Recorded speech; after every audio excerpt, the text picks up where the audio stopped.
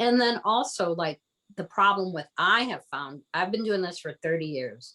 And the problem that I have found is that people perpetuate the same stories. I got you. So instead of getting new material and finding like talking to the people and direct descendants, like I always encourage our young people, look up your own stuff. Yes, read the books. Yes, buy the books. Yes, talk to people that know more than you, but do your own research. I got you. So now they leave Florida and they go west. Like Yes. your family, they were in Florida, right? Yeah. And then where did they go west to?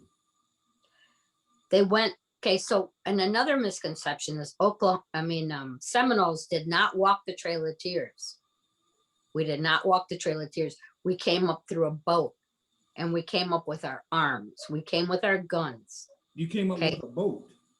We came up a boat from Florida along the coast, and we came up to Arkansas and we got off the boat there. And then that's why there are some Seminoles right now deep in the bayou in Louisiana. Okay. So we came up by boat because they knew we were, first of all, we had money and they were trying to sweet talk us to go there, remember?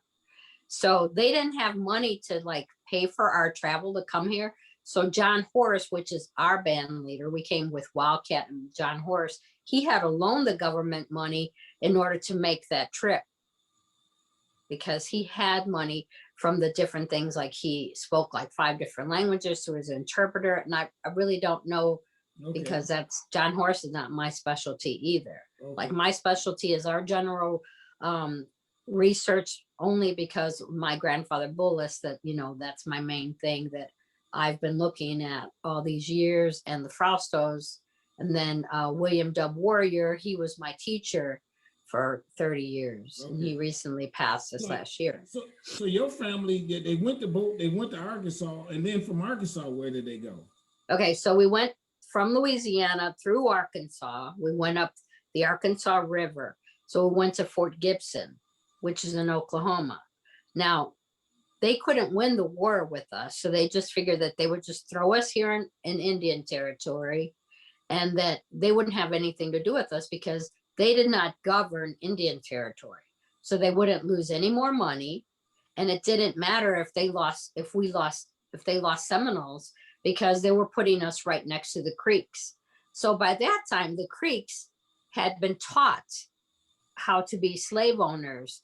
And it wasn't that easy if you read the early books on that. It wasn't that easy. The Creeks weren't really interested in being slave owners, but they kind of like talked them into it, you know, like make money, you know, here's how you can make some money.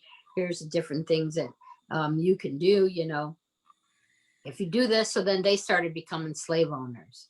And so then they said, all right, let's put the Seminoles next to the Creeks and then let them deal with it. Let them take them into slavery. Let them absorb the other ones, and you will find some Seminole Creeks that are here.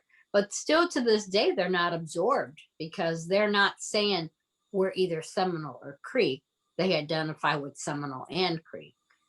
So that still didn't even work. But look at how long it took. That took from the 1850s, and it's 2020.